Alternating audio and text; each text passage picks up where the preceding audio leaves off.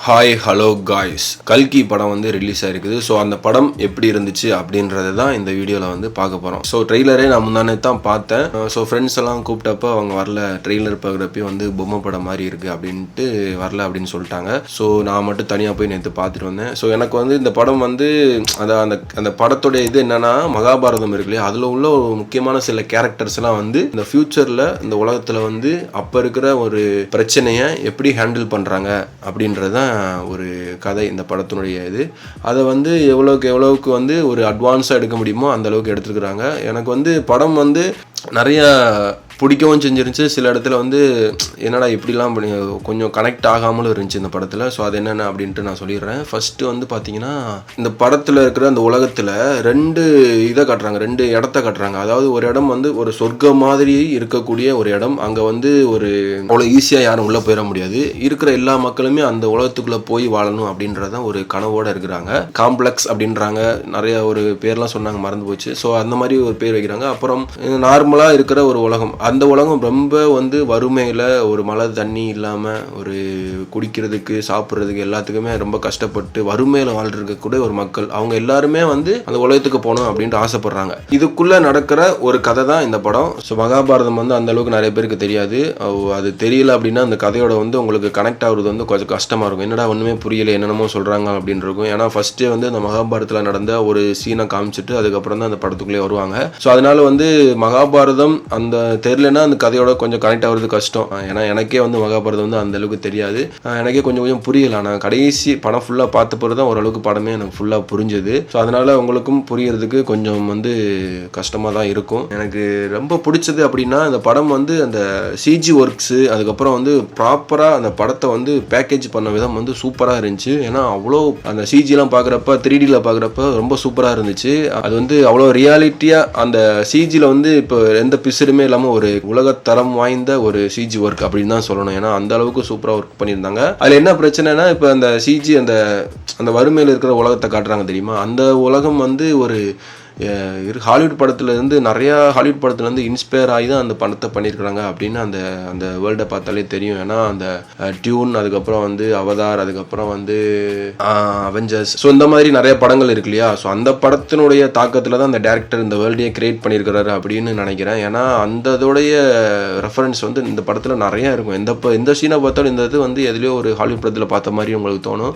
So அதனால வந்து இந்த ஒரு கல்கின்ற இந்த படத்துக்குள்ளே இருக்கிற அந்த வேர்ல்டை வந்து நம்மளால் வந்து அவ்வளோ ஈஸியாக ஒரு புதுசாக இருக்காது, எதுவுமே கனெக்ட் பண்ணிக்கிற அளவுக்கு இருக்காது. அதுக்கப்புறம் வந்து இந்த படம் வந்து பார்த்தீங்கன்னா ஒரு அதாவது ஃபேமிலியாக போய் பார்க்குறதுக்கு இந்த படம் வந்து எனக்கு தெரிஞ்சு ஒருத்தன் தான் சொல்லுவேன். ஏன்னா வந்து இதில் வந்து அந்த ஒர்க்கை வந்து ப்ராப்பராக ஒரு கமர்ஷியலாக ஒரு பேக்கேஜோடு கொடுத்துருக்குறாங்க. அதனால் வந்து இந்த படம் ஃபேமிலியாக போய் பார்க்குறதுக்கு ஒரு நல்ல படம் தான். ஆனால் வந்து இந்த படத்தில் வந்து நிறைய பிரச்சனைகள் இருக்குது. இந்த படத்துடைய கேரக்டர் எல்லாமே வந்து ஈஸியாக நம்மளோட கனெக்ட் பண்ணிக்க முடியாது. இன்னொன்று வந்து பார்த்திங்கன்னா, இந்த கதை வந்து எதை நோக்கி போகுது அப்படின்ட்டு தெரியாது, கன்ஃபியூஸாகவே இருக்கும் நமக்கு. இடையில என்னடா இந்த கதை இதை நோக்கி போதா அப்படின்ற ஒரு கன்ஃபியூஷன் ஃபுல்லாகவே இருக்கும். கடைசியில் தான் ஏதோ வந்து ஓகே இதைத்தான் சொல்கிறீங்களா இவ்வளோ ஸ்ட்ரகிள் பண்ணி அப்படின்னு சொல்கிற மாதிரி சொல்லியிருப்பாங்க. இன்னொன்று வந்து பார்த்தீங்கன்னா, அந்த பிரபாஸோட கேரக்டரைசேஷன், ஹீரோ அப்படின்றவர் வந்து நம்ம மைண்டில் வந்து ஒரு மாதிரி இருக்கும். ஹீரோ அப்படின்னாலே ஒரு நம்ம நினைக்காததெல்லாம் செய்யக்கூடிய ஒருத்தர் தான் இருப்பார். அதை நம்புற மாதிரி தான் ஹீரோ ஒரு கேரக்டரைசேஷனே இருக்கும் எல்லா படத்துலையும். இந்த படத்தில் வந்து பார்த்தீங்கன்னா ஹீரோடைய கேரக்டரைசேஷன் வந்து எனக்கு அந்த அளவுக்கு வந்து அது விரும்புகிற மாதிரி இல்லை. அவருடைய கேரக்டர் வந்து ரொம்ப மொக்கத்தனமாக, கொஞ்சம் சின்ன பிள்ளைத்தனமாக இருந்துச்சு அவருடைய கேரக்டரு. அதனால் அவருடைய கேரக்டரு அந்த ஆக்ஷன் அப்படின்னு வர்றப்ப ஓரளவுக்கு வந்து பிரபாஸ் இப்போல்லாம் இப்போ பிரபாஸை காட்டுறாங்க அப்படின்ற மாதிரி நமக்கு தோணும். ஆனால் அதுக்கு முன்னாடி வந்து அவர் கேரக்டரைசேஷன்லாம் வந்து செட் பண்ணுறப்ப வந்து பார்த்தீங்கன்னா அது அந்த அளவுக்கு லைக்கபுளாக இருக்காது. இன்னொன்று வந்து பார்த்தீங்கன்னா, அமிதாப் பச்சனுடைய கேரக்டர் செகண்ட் ஹாஃபில் தான் அவர் வர்றாரு. ஆனால் அவருடைய கேரக்டர் வந்து வந்தோடனே தான் நமக்கு வந்து படமே வந்து கொஞ்சம் வந்து சூப்பராக இப்போ தான் அந்த படத்துக்குள்ளே போகிறாங்க. அந்த அளவுக்கு வந்து விறுவிறுப்பாக போக ஆரம்பிச்சுவாங்க. ஏன்னா அவர் அவ்வளோ சூப்பராக நடிச்சிருப்பார். அவருடைய அந்த சிஜி ஒர்க்கா இல்லை வந்து என்னன்னு தெரியல, அந்த அளவுக்கு வந்து அந்த மனுஷன் வந்து அழகா அவருடைய அந்த அந்த டைமில் அவருக்கு வந்து அவ்வளோ ஒரு சக்தி இருக்கிற மாதிரி சூப்பராக ரியலாக இருக்கும் அந்த இது. இன்னொன்று வந்து தீபிகா படுகோன் அவங்க வந்து ஒரு ரொம்ப அந்த படத்தில் வந்து முக்கியமான ஒரு கேரக்டர்.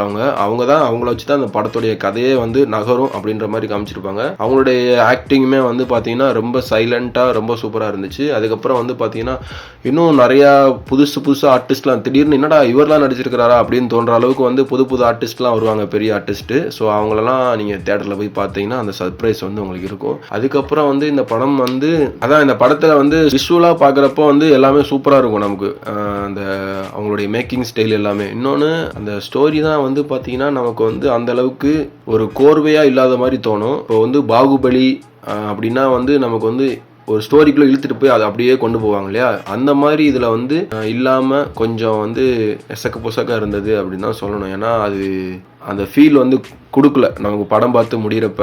ஓப்பனாக சொல்லணும்னா கமலஹாசன் அவருடைய ஆக்டிங்குமே வந்து பார்த்தீங்கன்னா அவர் எப்படி இங்கே பேசிக்கிட்டு இருக்காரு, அவர் ஒரு மாதிரி பேசுவார் இல்லையா, அவர் பேசுகிறதே வந்து நமக்கு அண்டர்ஸ்டாண்ட் பண்ணிக்கிறதே கொஞ்சம் கஷ்டமாக இருக்கும். அவர் ஏன்னா கொஞ்சம் திங்க் பண்ணி டிஃப்ரெண்ட்டாக பேசுவார். ஸோ அந்த மாதிரி தான் படத்துலையுமே அவர் பேசிகிட்டு இருக்கிறாரு. ஸோ கமலஹாசனுடைய அந்த ஆக்டிங் வந்து நல்லா தான் இருந்துச்சு. ஆனால் அந்த கதைக்கு வந்து அந்த கதையோட எல்லா கேரக்டராக பார்க்குறப்போ வந்து நல்லா இருந்துச்சு. ஆனால் ஒட்டுமொத்தமாக அந்த கதைகளை என்னதான் பண்ணுறீங்களா அப்படின்னு நம்ம பார்க்குறப்ப வந்து ஏதோ ஒரு இடத்துல இந்த கதை வந்து எங்கேயோ மிஸ் ஆகுது அப்படின்ற மாதிரி தான் எனக்கு தோணுச்சு. ஏன்னா அதுதான் அதை கனெக்ட் பண்ணிக்க முடியல. மியூசிக் வந்து பார்த்தீங்கன்னா சந்தோஷ் நாராயணன். ஸோ சந்தோஷ் நாராயணன் மியூசிக் வந்து ஒரு ரொம்ப வந்து ரியலிஸ்டிக்காக இருக்கும். அதே டைமில் நிறைய இன்ஸ்ட்ருமெண்ட்லாம் யூஸ் பண்ணுவார் இல்லையா. ஸோ அந்த மாதிரி தான் இந்த படத்துலையும் அவருடைய மியூசிக் வந்து ரொம்ப சூப்பராக டாப் கிளாஸில் இருந்துச்சு. இந்த படத்துக்கு கதையாக பார்க்குறப்ப ஃபர்ஸ்ட் ஹாஃபில் வந்து கொஞ்சம் வந்து ஸ்லோவாக போகும், என்னமோ சொல்றீங்களா அப்படின்ற மாதிரி, என்னடா சொல்ல வரீங்க அப்படின்ற மாதிரி இருக்கும் ஃபர்ஸ்ட் ஹாஃப்ல. ஆனால் செகண்ட் ஹாஃப்ல தான் ஒரு அளவுக்கு வந்து இந்த கதைக்குள்ள போய் அமிதாப் பச்சன், அதுக்கப்புறம்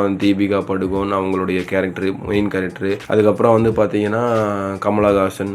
ஸோ செகண்ட் ஹாஃப்ல தான் எல்லா கேரக்டரும் என்னென்ன பண்ண போறாங்க, யாருக்கு என்ன தேவை அப்படின்றத வந்து அந்த செகண்ட் ஹாஃப்ல தான் ஃபுல்லாக சொல்றாங்க. ஸோ செகண்ட் ஹாஃப் வந்து சூப்பராக விறுவிறுப்பாக போகும். ஃபர்ஸ்ட் ஹாஃப் மட்டும் கொஞ்சம் ஸ்லோவாக போகிற மாதிரி இருக்கும். எனக்கு தெரிஞ்ச என்னன்னா இந்த படம் வந்து இவ்வளோ டீப்பாக போய் இவ்வளோ இதை சர்ச் பண்ணி பார்க்கணும் அப்படின்னு கிடையாது. சும்மா ஒரு படம் பார்க்க போகிறேன் அப்படின்ட்டு போனீங்கன்னா உங்களுக்கு கண்டிப்பாக வந்து இந்த படம் வந்து ஒரு என்டர்டைன்மெண்ட் படமாக தான் இருக்கும். ஏன்னா சின்ன பிள்ளைங்களுக்கு அந்த படம் கண்டிப்பாக பிடிக்கும். ஃபேமிலியாக போய் நீங்கள் படத்தை கண்டிப்பாக பார்க்கலாம். ஏன்னா 3Dயில் பார்க்குறப்ப அந்த விஷுவல்ஸே வந்து நமக்கு வந்து பிரமிப்பாக இருக்கும். இன்னொன்று அது விஷுவல்ஸ்குள்ளே சொல்கிற கதைகளுமே வந்து சின்ன பிள்ளைங்களுக்குலாம் கண்டிப்பாக பிடிக்கும். இவ்வளோலாம் டீப்பாக அனலைஸ் பண்ணிலாம் பார்க்க மாட்டாங்க. ஃபேமிலியாக எதுவுமே தெரியாதவங்களுமே ஓகே சூப்பரான ஒரு படம் என்டர்டைன்மெண்ட்டாக இருந்துச்சு அப்படின்ற ஒரு மனநிலையில் தான் படம் பார்த்துட்டு வருவீங்க. ஸோ அதனால கண்டிப்பாக இந்த படத்தை போய் நீங்கள் தேட்டர்லேயே போய் பார்க்கலாம். ஒருத்தர் தான் எனக்கு தெரிஞ்சு. ஸோ வந்து இந்த படத்தை இந்த வீக்கெண்டில் போய் பார்க்கணும் அப்படின்ட்டு உங்களுக்கு தோணுச்சுன்னா போய் இந்த படத்தை பார்த்து என்ஜாய் பண்ணுங்கள்.